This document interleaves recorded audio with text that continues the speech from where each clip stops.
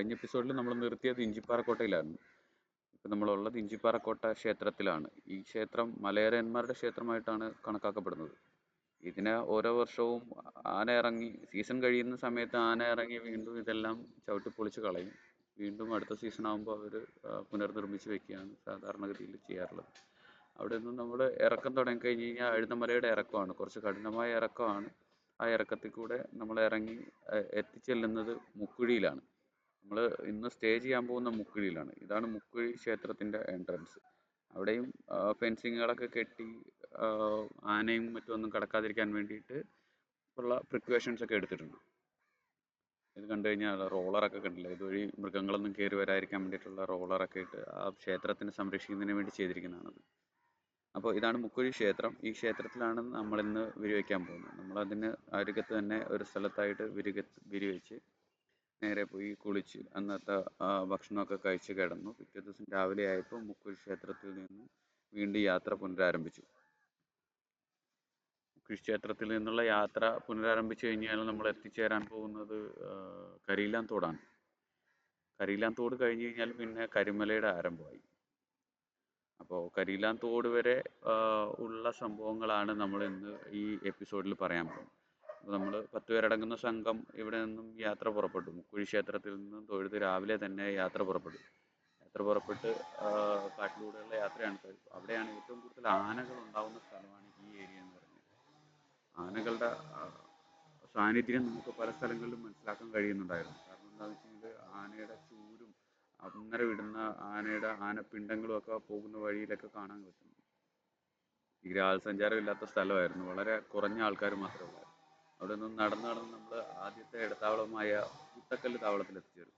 കൂട്ടക്കല്ല് താവളത്തിലാണ് നമ്മൾ എത്തിച്ചേർന്നിരുന്നത്. അപ്പോൾ ഈ കാണുന്നത് സോളാർ പാനലും ബാറ്ററി ഉപയോഗിച്ചിട്ട് ഈ ഫെൻസിങ്ങുകളെ ചാർജ് ചെയ്യുന്ന സിസ്റ്റമാണ് നിങ്ങളിപ്പോൾ കാണുന്നത്. അപ്പോൾ ഈ ഫെൻസിങ്ങുകളെ ചാർജ് ചെയ്തിട്ട് വേണം രാത്രിയിൽ മൃഗങ്ങളുടെയൊക്കെ ആക്രമണം ഉണ്ടാവാതിരിക്കുന്നതിന് വേണ്ടിയിട്ട് ഈ ഇടത്താവളങ്ങളെ സംരക്ഷിക്കുന്നത്. ഈ ബാറ്ററി ചാർജ് ചെയ്ത് വെച്ചിട്ട് അതിൽ നിന്ന് ഇലക്ട്രിസിറ്റി ഈ ഫെൻസിങ്ങിലേക്ക് പാസ് ചെയ്ത് വിട്ട് കഴിഞ്ഞ് കഴിഞ്ഞാൽ മൃഗങ്ങൾ വരുമ്പോൾ പ്രൊട്ടക്ഷൻ ആവും. അപ്പോൾ ഈ ഇടത്താവളങ്ങളിലൊക്കെ വിശ്രമിച്ച് നമ്മൾ വീണ്ടും യാത്ര തുടരുകയാണ്. കൂട്ടക്കല്ല് താവളത്തിൽ നിന്ന് നമ്മൾ പുറപ്പെട്ട് കഴിഞ്ഞ് കഴിഞ്ഞാൽ അടുത്തത് പിന്നെ എത്തിച്ചേരാൻ പോകുന്നത് വെള്ളാരംചെറ്റ താവളമാണ്. വെള്ളാരംചെറ്റ താവളത്തിലേക്കുള്ള യാത്രയിലാണ് നമ്മൾ. ഇടയിൽ വൻ മരങ്ങളൊക്കെ കാണാൻ പറ്റും. കാട്ടിൽ ഒരുപാട് മരങ്ങളുണ്ട്. നിങ്ങൾക്കറിയാവുന്ന പോലെ തന്നെ പോകുന്ന വഴിക്ക് ശരണവിളികൾ വല്ലാത്തൊരു ഊർജം തന്നെയാണ്.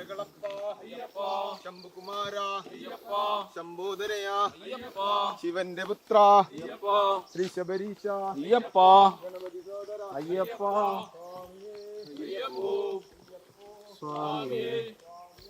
അയ്യപ്പ. അപ്പോൾ ഇടയ്ക്കിടയ്ക്ക് ഇങ്ങനെ ആനപ്പിണ്ടങ്ങൾ കിടക്കുന്നത് കാണാം. അപ്പോൾ നമുക്കറിയാം ഇപ്പോൾ ഇട്ട ആനപ്പിണ്ടങ്ങളാണ്. അത് തീർച്ചയായിട്ടും വെളുപ്പിനെ ഉള്ള സമയങ്ങളിൽ ആന കടന്നു പോകുന്ന വഴികളൊക്കെ നമുക്ക് കൃത്യമായിട്ട് കാണാൻ പറ്റുന്നുണ്ട്. അതിന് കാടും മേടും എല്ലാം പൊടിച്ച് അതുവഴി ആന കടന്നു പോയതിൻ്റെ ദൃശ്യങ്ങളാണ് നിങ്ങളിപ്പോൾ കാണുന്നത്. അപ്പോൾ ഇങ്ങനെ ചെറിയ ചെറിയ അരുവികളും കാട്ടിലുള്ള ഈ ചെറിയ അരുവികളിലൊന്നും കൈയും മുഖമൊക്കെ കഴുകി വരുമ്പോഴത്തേക്കും നമ്മൾ അത്രയും നടന്നതിൻ്റെ ക്ഷീണവും കാര്യങ്ങളൊക്കെ മാറും. ഇത് കണ്ടില്ലേ, ഈ കാട് മുഴുവൻ മെതിച്ചിട്ടിരിക്കുന്നുണ്ടോ? ആന ഇന്നലെ രാത്രി ഇറങ്ങിയതിൻ്റെയാണ്. അപ്പോൾ നമ്മൾ രാവിലെ വരുമ്പോൾ കാണാൻ പറ്റും ഇന്നലെ രാത്രി ഈ ഏരിയയിലൊക്കെ ആന ഇറങ്ങി വല്ലാതെ അർമാദിച്ചിട്ട് പോയിരിക്കുകയാണ്. ഇത് കാണുന്ന ഒരു ഫോറസ്റ്റ് ഓഫീസാണ്. അപ്പോൾ ഇതിൻ്റെ ചുറ്റുമായിട്ട് വലിയ കിടങ്ങുകൾ സൃഷ്ടിച്ചിട്ടിട്ടുണ്ട്. എന്താണെന്ന് വെച്ച് കഴിഞ്ഞാൽ ഈ ആനയും മറ്റ് കാട്ടുമൃഗങ്ങളും ഒന്നും ഈ ഓഫീസിനെ ആക്രമിക്കാതിരിക്കുന്നതിന് വേണ്ടിയിട്ടാണ് ഇത്തരം ഫെൻസിങ്ങുകൾക്ക് പകരം കിടങ്ങുകൾ കുഴിച്ചിട്ടിരിക്കുകയാണ്.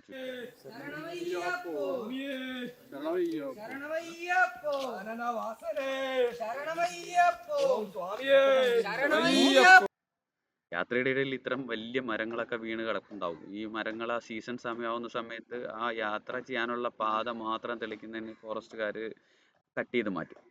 അങ്ങനെയാണ് ആ പാതയെ തെളിക്കുന്നത്. കാടിൻ്റെ അഗാധ ഗർത്തങ്ങളാണ് നിങ്ങൾ നേരത്തെ കണ്ടത്. അങ്ങനെ നമ്മൾ വെള്ളാരംചെറ്റ താവളത്തിൽ എത്തിച്ചേർന്നിരിക്കുകയാണ്. കുഴിയിൽ നിന്ന് പുറപ്പെട്ട് കഴിഞ്ഞാൽ രണ്ടാമത്തെ ഇടത്താവളമാണ് വെള്ളാരംചെറ്റ താവളം. നമ്മൾ വെള്ളാരംചെറ്റ താവളത്തിൽ എത്തിച്ചേർന്നത്. ഇനിയിപ്പോൾ വെള്ളാരംചെറ്റ താവളത്തിൽ നിന്ന് പുറപ്പെട്ട് കഴിഞ്ഞ് കഴിഞ്ഞാൽ പുതുശ്ശേരി എത്തും. പുതുശ്ശേരി താവളത്തിൻ്റെ തൊട്ട് താഴെയാണ് നമ്മൾ ഈ പറഞ്ഞ കരിയിലാന്തോട്.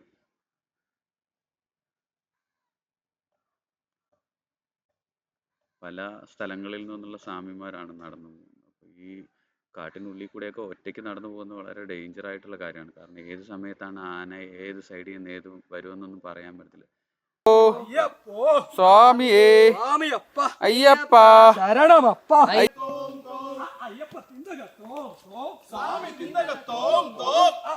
ചെറിയ ചെറിയ മാളികപ്പുറങ്ങളും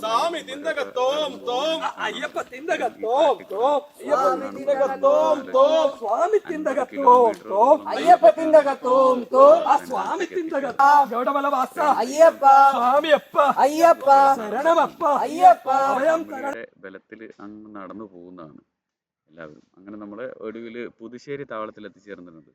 പുതുശ്ശേരി താവളം ഇത്തിരി വലിയ താവളം തന്നെയാണ്. സാധാരണ അവിടെ ആൾക്കാർ അവിടെ വിരിവെച്ച് താമസിക്കാറൊക്കെ ഉണ്ട്. അപ്പോൾ പുതുശ്ശേരി താവളത്തിൽ നമ്മൾ പതിയെ കെട്ടൊക്കെ ഇറക്കി വെച്ച് അവിടെ താഴത്ത് കരിയിലാൻ തോടുണ്ട്. കരിയിലാൻ തോട്ടിലൊന്ന് കുളിച്ച് ഫ്രഷ് ആയിട്ടാണ് നമ്മൾ യാത്ര തുടരുന്നത്. അവിടെ തന്നെ ഫോറസ്റ്റ് ഓഫീസും ഫോറസ്റ്റിൻ്റെ ഡിപ്പാർട്ട്മെൻറ്റിൻ്റെ സപ്പോർട്ടിങ്ങിനുള്ള ആൾക്കാരും ഒക്കെ അവിടെ ഉണ്ട്. ഇതാണ് നിങ്ങൾ കാണുന്നത് പുതുശ്ശേരി താവളം. പുതുശ്ശേരി താവളം ഒരു ഇറക്കമാണ്. ഇറക്കം നേരെ ഇറങ്ങി ചെല്ലുന്നത് കരിയിലാൻ തോട്ടിലേക്കാണ്. ഇപ്പം കാണിച്ചു തരാം കരിയിലാൻ തോട്ടിൻ്റെ ദൃശ്യങ്ങൾ. ഇതാണ് കരിയിലാൻ തോട്ടിൻ്റെ ദൃശ്യങ്ങൾ. കരിയിലാൻ തോട്ടിലൊക്കെ വളരെ വെള്ളം കുറവായിരുന്നു ഞങ്ങൾ ചെന്ന സമയത്ത്. സാധാരണ ഈ വഴിയിലൂടെ, ഈ കല്ലിട്ടിരിക്കുന്ന വഴിയിലൂടെയാണ് നമ്മൾ നടന്ന് അപ്പുറത്തേക്ക് ഈ കരിയിലാൻ തോട്ടിനെ ക്രോസ് ചെയ്യുന്നത്.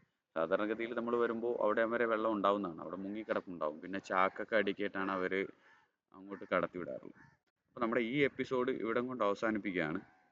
നമ്മുടെ പുതിയൊരു എപ്പിസോഡിൽ ബാക്കി ഇനി കരിമല കയറ്റവും നീലിമല സന്നിധാനം അതാണ് വരാൻ പോകുന്നത്.